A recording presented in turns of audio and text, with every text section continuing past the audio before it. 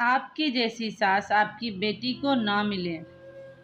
आज इस घर में खुशी की पहली रात थी। नई नवेली दुल्हन खुशी से शर्माई। अगली सुबह 5 बजे ही उठकर तैयार होकर कमरे से बाहर निकली तो सामने सासू माँ दिख गईं। खुशी ने उन्हें देखते ही पैर छूकर खड़ी हो गई और पूछा, माँ जी, जो नाश्ते में बनाना है बता दे, मैं बना देती हूँ। तभी खुशी की सास बोली, अरे नहीं बहू, आज तेरा इस घर में पहला दिन है और इतनी सुबह सुबह क्यों जाग गई। बहू, वह तो हमारा जमाना था जब सास से पहले बहू को जागने का रिवाज था।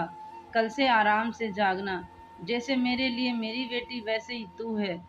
खुशी तो बहुत खुश हो गई कि सासू माँ तो बहुत अच्छी सोच रखती हैं। सासू माँ की बात सुन खुशी मन ही मन में इतना खुश हो रही थी, इतना इतरा उठी कि इसे कितना अच्छा ससुराल मिला है। आज इस घर में खुशी की पहली रसोई थी। खुशी ने सासू माँ से पूछा, माँ जी, जो नाश्ते में बनाना है बता दें, मैं बना देती हूँ। तो सासू माँ ने कहा, मैं कर लूँगी सब। सासू माँ ने खुशी के हाथ से कलछी लेकर बड़े प्यार से कहती हैं। तो वह कहती है, नहीं नहीं मम्मी जी, ऐसे कैसे, जब हम दोनों घर में हैं तो आप अकेली क्यों करेंगी। खुशी ने कहा, मम्मी काम ही तो कितने हैं, घर में हम 4 लोग ही तो हैं। सास हंसकर बोली, चल तू बैठ, आज मेरे हाथ की चाय पीकर देख। सासू माँ उसे रसोई से बाहर जाने के लिए कहती हैं।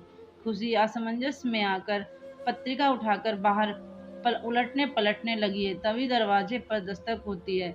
दस्तक की आवाज़ से खुशी दरवाज़ा खोलती है। पड़ोस की रमा चाची अंदर आते ही पूछती हैं, अरे बहू, तेरी सास सुलोचना कहाँ है। जी रसोई में, खुशी जवाब देती है धीरे से। अच्छा। पड़ोसी चाची खुशी को घूरती हुई रसोई में चली गईं। सुलोचना जी ने कहा, बैठो। तो चाची बोली, नहीं नहीं बैठूंगी। नहीं, तेरी हालत पे तो मुझे तरस आ रहा है। अपनी बहू को चाय पिला रही हो। तू बहू के यह आचरण तो तेरी सही नहीं है। बूढ़ी सास रसोई में और खुद मजे से वह मैगजीन पढ़ रही है। बोलती हुई चाची खुशी को घूरती चली गई। खुशी को ऐसा महसूस हुआ कि जमीन फट जाए और वह उसमें समा जाए।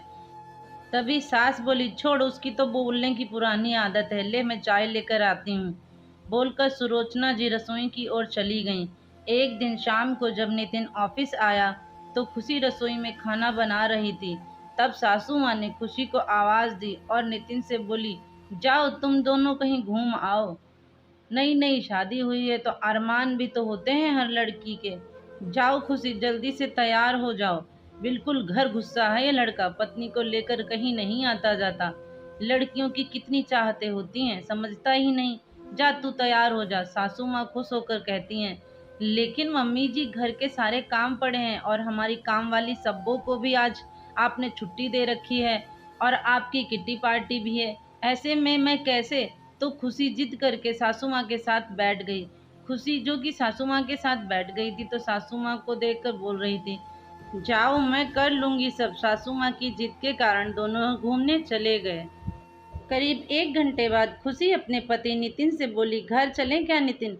बस आउटिंग हो गई, मम्मी जी अकेली कैसे मैनेज करेंगी। वह तो इतनी अच्छी हैं, वो हर वक्त सिर्फ हमारे बारे में सोचती हैं, लेकिन उनका ध्यान रखना भी तो हमारा फर्ज बनता है। कोल्ड कॉफ़ी पीने के बाद खुशी कहती है। नितिन कहता है, ठीक। दोनों दोनों अकेले निकलते हैं। तभी नितिन की किसी दोस्त का फ़ोन आ जाता है। खुशी, मुझे कुछ काम है, तुम अकेले कैब लेकर घर चलो, मुझे 2-3 घंटे लग जाएंगे घर आने में। नितिन कहता है, ठीक है कहकर खुशी कैब लेकर घर की ओर रवाना हो गई। सुलोचना, बहू कहाँ है तेरी, पता नहीं था क्या उसे आज तेरी सहेली आने वाली हैं, अकेली क्यों लगी पड़ी है। शर्मा जी की आवाज़ सुन खुशी के कदम दरवाजे पर ही रुक गए। तब सास की आवाज़ आती है, क्या कहूँ, पता था उसे सब, लेकिन घर में पैर टिकते कहाँ हैं उसके। उसको ये भी पता था कि सब्बो नहीं आई आज, यह भी जानती थी, लेकिन मेरी किस्मत पहले सासू माँ की सेवा में लगी रही और अब बहू की। उस दिन तूने देखा था ना वर्मा। सुलोचना जी अपने चेहरे पर बेचारगी का भाव लाकर कहती हैं, हाँ हाँ, पूरी महारानी है इसकी बहू। उस दिन मैं आई थी तो सुलोचना चाय बना रही थी और वो महारानी मैगजीन पढ़ रही थी। वर्मा जी कहती हैं, अरे वह तो किसी काम से मैंने सुलोचना को फ़ोन किया और सुलोचना ने आने के लिए कहा, नहीं तो मैं इसकी ऐसी हालत कभी पता ही नहीं चलता। वर्मा कहती है, कोई क्या कर सकता है, बेटे पर भी तो जादू कर रखा है उसने। नितिन भी जानता था, और तुम लोग आओगी और पत्नी के कहने पर बस एक बार भी उसे एहसास नहीं हुआ कि उसकी माँ अकेली कैसे काम करेगी। पत्नी ने हुक्म दिया और जोरू का गुलाम चल दिए घूमने। मेरी तो फूटी किस्मत है। तभी खुशी आती है और कहती है, बस मम्मी जी बस, मैंने आपका ये दोहरा चेहरा देखा ही नहीं था। मैं तो इसी गुमान में थी कि मुझे दूसरी माँ मिल गई है। मैं तो सोचती थी कि सास तो कितनी अच्छी होती है, फिर क्यों लोग उसको बदनाम करते हैं। लेकिन आपका यह रूप देखकर मुझे समझ आ गया है। मुझे क्या पता था कि आप अपनी बेचारी दिखाने के लिए स्वीट बन रही हैं। कम से कम अपने बेटे को तो बख्श देती, जिसे आपके इन कर्मों का पता ही नहीं है। शुक्र है नितिन को कहीं जाना था तो मैं अकेली ही आई हूँ। आपका यह रूप देखकर, बिन किए का लांछन सुनकर क्या गुजरती उन पर। आज आप तो अपने बेटे की नज़रों में गिर जाती माँ जी। आप भी एक बेटी की माँ है। मैं दुआ करूंगी कि आपकी बेटी को आपके जैसी सास कभी ना मिले। अब आप अपनी सहेलियों को मेरे कहे अर्थ समझाइए। मेरी ज़रूरत लगे तो बेशक मुझे बुला लीजिएगा। बोलती ही खुशी सब पर सरसरी निगाह डालती हुई अपने कमरे की ओर बढ़ गई। खुशी के यकीन, विश्वास और मान का आज खून हो गया था।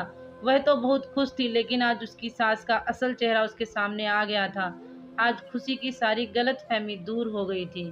तो दोस्तों, आपको ये कहानी कैसी लगी? आशा करती हूँ आपको पसंद आएगी। कहानी अच्छी लगे तो प्लीज़ लाइक शेयर कीजिए और चैनल को सब्सक्राइब कीजिए। धन्यवाद।